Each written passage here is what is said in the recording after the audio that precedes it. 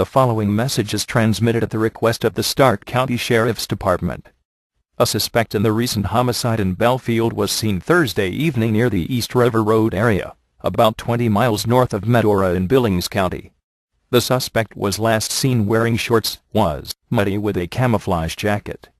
The suspect was on foot and may be looking for a vehicle with keys or an ATV or four-wheeler. If you see the suspect, do not approach. Call 911.